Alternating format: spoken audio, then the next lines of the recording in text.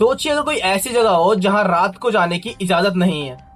सिर्फ इंसानों को ही नहीं बल्कि गवर्नमेंट ऑफ इंडिया को भी डरना पड़ता हो। पूरे इंडिया में सिर्फ एक ही ऐसी जगह है, भानगढ़। और जो लोग वहां गए कुछ तो वापस नहीं आए, और जो आए वो कुछ बोलने लायक नहीं बचे। आज हम जाने वाले हैं एक ऐसे ही रिसर्च पर। आज हम जानेंगे भानगढ़ किले का सच, क्या कि वहां हुआ क्या था, कौन थी रत्नावती, किस शराब की वजह से वो पूरा भानगढ़ इतना तहस नहस हो चुका है। राजस्थान के अलावर डिस्ट्रिक्ट में अरावली की पहाड़ियों के बीच एक किला खड़ा है, खंडर हुआ, सूना, मौत की तरह चुपचाप। भानगढ़ का किला। आर्कोलॉजिकल सर्वे ऑफ इंडिया यानी ASI ने इस जगह के बाहर एक बोर्ड लगाया है। वो बोर्ड कहता है कि सनसेट के बाद और सनराइज से पहले किले के अंदर जाना स्ट्रिक्टली मना है।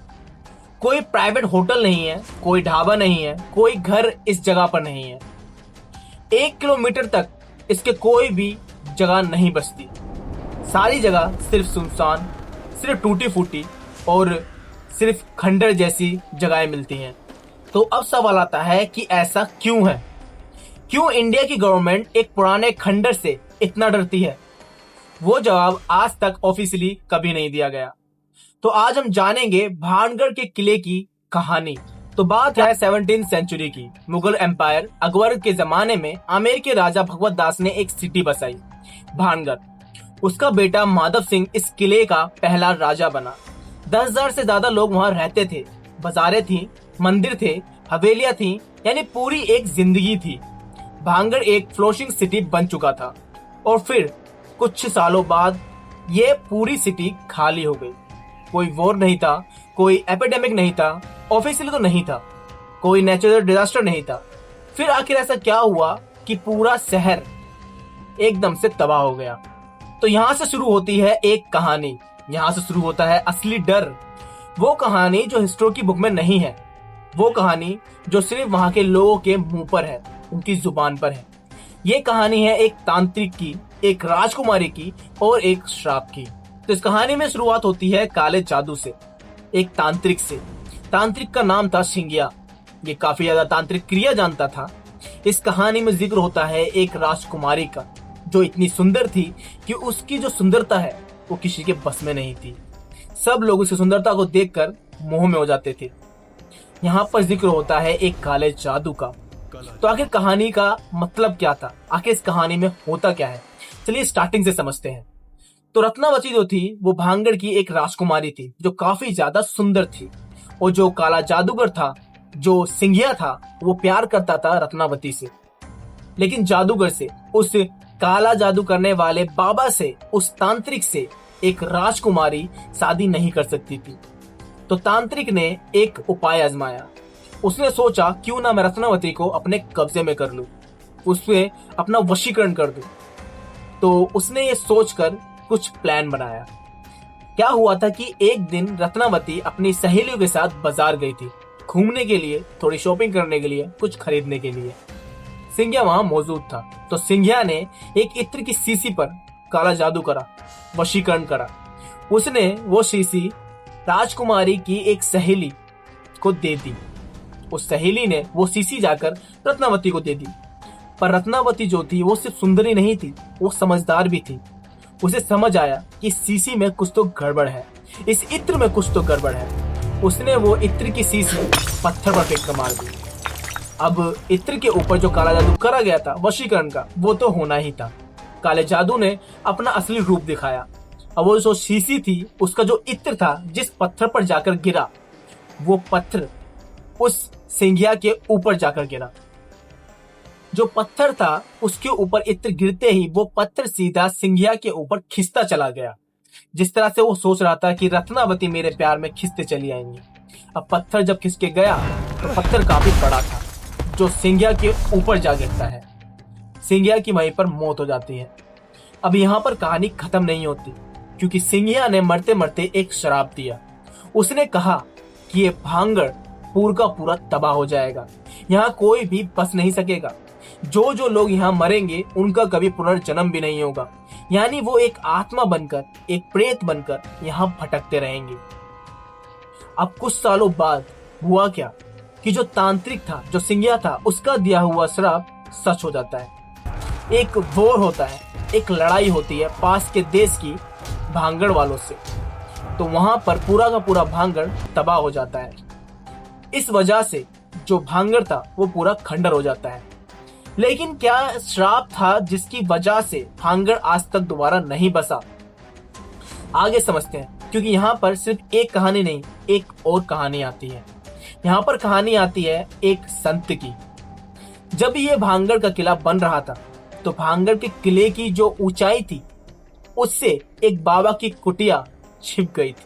तो इसकी स्टार्टिंग कैसे होती है कि जो संत थे, सबसे पहले भांगड़ बसाने के लिए उन संत से एक परमिशन मांगी गई थी कि क्या हम यहाँ पर भांगड़ बसा सकते हैं। तो बाबा ने कहा था कि तुम बसा तो सकते हो, लेकिन इस किले की जो ऊंचाई है वो मेरी कुटिया तक नहीं आनी चाहिए। यानी जब किला बड़ा होता है तो उसकी जो परछाई आती है वो परछाई मेरी कुटिया तक नहीं आनी चाहिए, मेरी कुटिया परछाई में नहीं छुपनी चाहिए। उन्होंने ऐसा ही किया। जब स्टार्टिंग में किला बना तो उनके परछाई नहीं आई, लेकिन कुछ समय बाद भांगड़ के किले की जब एक और इमारत बनी तो उस कुटिया के ऊपर परछाई आ गई। उस कुटिया पर धूप नहीं आती थी। तो उस संत ने, उन बाबा ने, उन ऋषि ने एक श्राप दिया कि तुमने दिया हुआ वादा तोड़ा है, तुम कभी भी अपना भांगड़ को बसा नहीं पाओगे, तुम्हारा भांगड़ पूरी तरह से तबाह हो जाएगा। अब यहाँ पर बात आती है श्राप की। लेकिन क्या ये सब कुछ रियल था?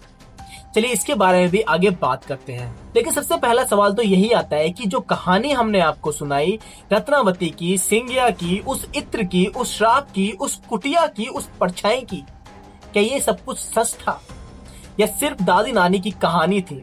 ये सवाल इंपॉर्टेंट है, क्योंकि अगर ये सिर्फ लेजेंड है तो भांगड़ सिर्फ एक खंडर है। लेकिन अगर इसका प्रूफ मिलता है तो फिर सब कुछ बदल जाता है। हम गए हिस्टोरिकल रिपोर्ट में, आर्कोलॉजिकल रिपोर्ट में, और वो जगह में जहां आज भी सांसें ली जाती हैं। और इन सारी रिपोर्टों के बाद, इन सारी खोजबीन के बाद जो मिलता है वो हमने कभी एक्सपेक्ट भी नहीं किया था। समझते हैं आगे वीडियो में। पहले बात करते हैं राजकुमारी रत्नावती की। ऑफिशियली कोई भी वेरीफाइड हिस्टोरिकल डॉक्यूमेंट नहीं मिला जो डायरेक्टली रत्नावती के नाम पर रिकॉर्डेड हो। कोई रॉयल डेकरी या फिर कोई शादी का रिकॉर्ड या फिर किसी भी तरह का बैटल अकाउंट नहीं मिलता। ऑफिशियली यूज ही नहीं किया जाता। हिस्टोरिकली रत्नावती का किसी भी तरह से कोई भी वास्ता नहीं था भांगड़ से, या फिर रत्नावती नाम की कोई राजकुमारी रहती भी थी। रुको, इतनी जल्दी मत करो, क्योंकि अब्सेंस में प्रूफ और प्रूफ में अब्सेंस नहीं होती। अभी हम लोगों ने बात करी राजकुमारी का कोई भी ऑफिशियल रिकॉर्ड नहीं था, लेकिन क्या सच में रत्नावती एग्जिस्ट ही नहीं करती थी? भांगड़ का इतिहास चौहान राजपूत डायनेस्टी से जुड़ा हुआ है। राजा माधव सिंह जो अकबर के नवरत्नों में से एक थे, राजा मान सिंह का भाई था, उनने भांगड़ बसाया अराउंड 1573 एडी में।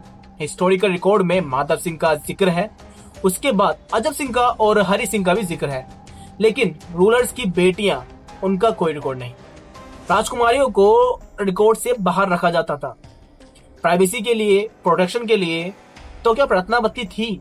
ऑब्वियसली हम लोग कुछ नहीं कह सकते। हो सकता है रत्नावती हो और उनका किसी तरह से रिकॉर्ड रखा ना जाता हो, क्योंकि उस जमाने में ये आम बात थी। लेकिन एक बात कंफर्म है कि भांगड़ के रूलर्स की जनरेशन में कोई हेयर था, लाइनेज कट हो गई। क्यों? आज तक आंसर नहीं मिला इस चीज का। और फिर एक रिसर्चर ने वो ढूंढा जो किसी ने भी ढूंढने की कोशिश नहीं की। भांगड़ के पास के गांव गोला का बास के बुजुर्गों से जब रिसर्चर ने बात की तो एक बात बाहर आई। उन्होंने कहा यहाँ एक राजकुमारी थी, बहुत ज्यादा सुंदर, बहुत ज्यादा ताकतवर, और वो मर गई धोखे से। उन्होंने कोई एग्जैक्ट रीजन नहीं बताया, कोई एग्जैक्ट नाम नहीं बताया, कोई आर्गुमेंट नहीं की, लेकिन एक चीज सबने एक बार जरूर कही, उसकी रूह यही है, वो गई नहीं है। ओरल हिस्ट्री वो नहीं होती जो बुक्स में लिखी जाती है, वो होती है जो जनरेशन से सीखी हो, जनरेशन से सुनी हो, महसूस करके अगले जनरेशन को बताई गई हो। और ये लोग 400 साल से यही कह रहे हैं। तो क्या ये सारे लोग झूठे हैं या एक मन गढ़ंत कहानी में बसे हुए हैं और अपने जनरेशन को सारी वही झूठी कहानियां सुना रहे हैं? इसके बारे में कुछ नहीं कह सकते। लेकिन 2010 में ASI की एक एक्सक्यूशन की टीम ने भांगड़ के पास कुछ आर्टिफैक्ट्स निकाले। उनमें एक स्त्री ऑर्नामेंट थी, यानी वो वुमेन्स की ज्वेलरी जो 17th सेंचुरी की थी, रॉयल क्वालिटी की थी। ये ऑर्नामेंट की किसी भी आम औरत की नहीं थे, ये किसी उच्च कोटि की महिला थी, किसी राजकुमारी की शायद। ऑफिशियली ASI ने कुछ नहीं कहा, वो आर्टिफैक्ट आज भी रिकॉर्ड में है। किसी ने भी कुछ भी बताने से मना कर दिया, किसी ने कुछ साफ साफ नहीं कहा। एक रॉयल वुमेन का कहना, बिना नाम का, बिना इतिहास का, क्या ये रत्नावती थी? शायद हो सकती है, हम नहीं जानते और हम जानना भी नहीं चाहते शायद अब, लेकिन वो जरूर थी। अब वो कौन थी वो कोई नहीं बता सकता। किसका था ये गहना, किसका इतिहास इस गहने से जुड़ा हुआ है जो किसी को अब तक पता ही नहीं है। रत्नावती के बारे में हम लोग ऑब्वियसली कुछ नहीं कह सकते, लेकिन अब आते हैं सिंघिया पर। वो तांत्रिक, वो काले जादू का माहिर, क्या वो असली था? तो यहां से चीजें बदल जाती हैं, चीजें और ज्यादा इंटरेस्टिंग हो जाती हैं, क्योंकि भांगड़ के वॉल्स पे आज भी कुछ सिंबल्स हैं जो किसी ने एक्सप्लेन नहीं किए। अब मैं जो बताने वाला हूँ वो थोड़ा ध्यान से सुनना, क्योंकि ये थोड़ी सोचने वाली चीजें हैं। भांगड़ के समवेर टेम्पल और गोपीनाथ टेम्पल की वॉल्स पर हिंदू आइकोनोग्राफी के साथ साथ कुछ और भी मिला। कुछ सिंबल्स जो स्टैंडर्ड टेम्पल आइकोनोग्राफी में नहीं आते। कुछ रिसर्चर्स ने उन्हें वर्मा मार्ग तंत्र सिंबल से मैच किया। वर्मा मार्ग यानी लेफ्ट हैंड पार्ट तंत्र, यानी काला जादू। ये सिंबल वहां कैसे हैं, क्यों है?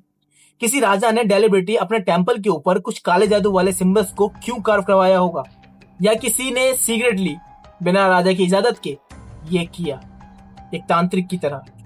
अब वो तांत्रिक कौन था? राजस्थान के स्टेट आर्चीव्स में एक और चीज मिली जो ज्यादा सोचने वाली थी। 17th सेंचुरी के लोकल क्रॉनिकल में नाम नहीं, सिर्फ रेफरेंस मिला। एक काले विद्या का साधक का जिक्र मिला जो भांगड़ के पास रहता था, जो राजा के दरबार का हिस्सा नहीं था, जो आउटलियर था। क्या ये सिंघिया था? नाम मैच नहीं होता, लेकिन डिस्क्रिप्शन काफी करीब है। एक आउटसाइडर, एक प्रैक्टिशनर ऑफ डार्क आर्ट्स, एक ऑब्सेशन। ये कोई भी हो सकता है, या सिर्फ वही एक हो सकता है। तो आखिर सच्चाई क्या है? राजकुमारी के बारे में कोई वेरीफाइड राइटर रिकॉर्ड नहीं है, लेकिन रॉयल इमेजेस में एक गैप है। एक रॉयल वुमेन के गहने मिले हैं, 400 साल की पुरानी कहानी है। वो हो सकती है, प्रोबेबिलिटी है, सर्टेनिटी है। सिंघिया के बारे में कोई रिकॉर्ड प्रूफ नहीं है, लेकिन भांगड़ की वॉल्स पर एक अनएक्सप्लेन्ड डार्क सिंबल है। एक लोकल क्रॉनिकल में एक रेफरेंस है, और एक कमरे में जिसमें लोकल्स आज भी उसका नाम लेते हैं। वो भी हो सकता है, शायद नहीं भी हो सकता है, लेकिन यहाँ एक पॉसिबिलिटी है जो सबसे ज्यादा डिस्टर्बिंग है। क्या अगर रत्नावती और सिंघिया असली नहीं थे? क्या अगर ये कहानी 400 साल से पहले की किसी ने सिर्फ मनगढ़ंत कहानी में बना दी, ताकि लोग भांगड़ से दूर रहें, ताकि कोई पूछे नहीं भांगड़ में सच्चाई को, इस जगह को? एक लेजेंड बनाना, एक तांत्रिक का, एक श्राप का, या फिर एक परफेक्ट वे में एक जगह को इतना फॉरबिडन बना देना कि उसके पास कोई भी आना नहीं चाहेगा। असली सवाल ये नहीं है कि रत्नावती थी या नहीं थी, सिंघिया था या नहीं था। असली सवाल ये है कि वो क्या चीज छुपाने के लिए एक पूरी की पूरी हॉरिबल कहानी बनाई गई। रत्नावती को बनाया गया, उस तांत्रिक को बनाया। ऐसा क्या है भांगड़ में जिसको छुपाया जा रहा है इतनी प्रिसाइजली? सच्चाई क्या है कोई नहीं जानता, लेकिन आज भी भांगड़ में कुछ अजीब होता है। दिन में ये लोग यहाँ घूम सकते हैं, टूरिस्ट आते हैं, फोटोज लेते हैं, हंसते हैं, लेकिन जैसे ही सूरज ढलता है, चिड़िया बंद होती हैं, हवा रुक जाती है, और यून्स में एक अजीब सी खामोशी निकल आती है। वो खामोशी जो सिर्फ तब आती है जब कोई तुम्हें सुन रहा हो। तो अब आते हैं सवालों पर जो कोई पूछता नहीं है। भांगड़ में सच्चाई कुछ है या सिर्फ कहानियां बनी है? यहाँ पर 4 थ्योरीज आती हैं, जहाँ पर पता चलता है कि आखिर जो लोग वहां गए उन्होंने क्या देखा, पैरानॉर्मल में क्या हुआ, या फिर सच में कुछ उन्हें वहां पे महसूस होता है, या सिर्फ कहानियां हैं। सब कुछ पता चलेगा इन 4 थ्योरीज से। हिस्टोरियन कहते हैं कि भांगड़ एक स्ट्रेटेजिक लोकेशन पर है, वाटर सोर्स ड्राई हो गया है, फेमिनिस्ट आए हैं, लोगों ने माइग्रेट किया है, सिटी नेचुरली एविडेंट हो गई है। एसआई का बोर्ड यहाँ पर इसलिए है क्योंकि वहां पर प्रिवेशन की जरूरत है। थोड़ा सा ज्यादा सेफ्टी की जरूरत है क्योंकि वहां पे जानवर भी रहते हैं, जंगल वाला एरिया है, पहाड़ों वाला एरिया है, सिंपल रीजनेबल है, लेकिन फिर भी इंसिडेंट एक्सप्लेन नहीं कर पाते। दूसरी थ्योरी आती है, कुछ रिसर्चर कहते हैं कि Bhangarh underground infrasound waves emit करता है। इंफ्रासाउंड जो 20 हर्ट्ज से नीचे वाले साउंड वेव्स होती हैं उन्हें इंफ्रासाउंड कहते हैं, जो कानों को सुनाई नहीं देती लेकिन बॉडी उन्हें फील कर सकती है। यहाँ वेव साउंड में कुछ ऐसा होता है कि जब ये आवाजें निकलती हैं, इंफ्रासाउंड निकलते हैं, तो एंजाइटी होती है, डेड हेलुसिनेशंस होते हैं, फीलिंग बीइंग होती है, वोस्ट लगता है जैसे कोई हमें देख रहा हो, कोई हमें सुन रहा हो, कोई हमारे पास हो, ऐसा फील होता है जब कहीं इंफ्रासाउंड निकलता है। भांगड़ की स्पेसिफिक जियोग्राफी के according Aravalli hills confirmed structures इन वेव्स को ट्रैप करती हैं। तो क्या जो लोग भूत देखते हैं वो एक्चुअली में इंफ्रासाउंड से इफेक्टेड है? हो सकता है, पॉसिबल है। तो पैरानॉर्मल इन्वेस्टिगेटर कहते हैं कि भांगड़ एक रेसिडुअल हंटिंग साइट है। 10,000 लोगों की अकाल वायलेंट मौत, उनकी एनर्जी, उनका ट्रॉमा यहाँ वॉल्स में है, ऑब्जर्व हो गया है। रात को जो लोग फोटोग्राफी लेते हैं उनमें अजीब सी फिगर्स आती हैं। ईमेल डिटेक्टर्स यहाँ एबनॉर्मल रीडिंग देते हैं। और वो लोग जो रातों को गए वो क्या लेके आए? फियर्स, बर्न स्क्रैचेस और कुछ ऐसे वाउंड जिसे कभी भी एक्सप्लेन नहीं किया गया। कॉन्स्पिरेसी थ्योरी की बात करें तो एक थ्योरी है सबसे डार्क। कुछ लोग कहते हैं कि एएसआई का वो बोर्ड सिर्फ प्रिवेंशन के लिए नहीं है। गवर्नमेंट जानती है कि कुछ ऐसा है जो पब्लिक को नहीं बताया जाए। 1950 और 60 में जब इंडिया के आर्कियोलॉजिकल सर्वे मैपिंग कर रहे थे तो एशियन साइट का भांगड़ में कुछ ऐसा मिला जो ऑफिशियली रिकॉर्ड में नहीं किया गया। क्या था वो? आज तक कोई नहीं जानता, या फिर जो जानते हैं वो बताना नहीं चाहते। 2019 में एक ग्रुप अर्बन एक्सप्लोर भांगड़ गया। 7 लोग थे, उनके पास कैमरा थे, रिकॉर्डिंग इक्विपमेंट थे। वो सुबह 3 बजे वापस आए। 3 लोग छूट गए थे अंदर ही। वो 6 घंटे बाद मिले, अलग अलग जगहों पर, बेहोश। उन्हें याद नहीं कि उन 6 घंटों में उनके साथ हुआ क्या था। वो कंप्लीटली 6 घंटे उनके ब्लैकआउट बन चुके हैं। और उनमें से एक ने वापस आने के 3 दिन बाद अपने हाथ पर स्क्रैचेस नोटिस किए, डीप स्क्रैचेस, अंदर से जैसे कुछ बाहर निकलने की कोशिश कर रहा हो। तो आखिर में सवाल यही है, भांगड़ क्या है? एक पुराना खंडर या एबेन? कौन सी कहानियां हैं जो इसमें बस रही हैं? क्या सच है, क्या झूठ है? कौन क्या जानता है, क्या छुपाता है? कुछ नहीं पता। इस तरह की मिस्ट्रीज के लिए इस चैनल को सब्सक्राइब कर लेना और ये वीडियो अगर अच्छी लगी तो वीडियो को लाइक जरूर करना।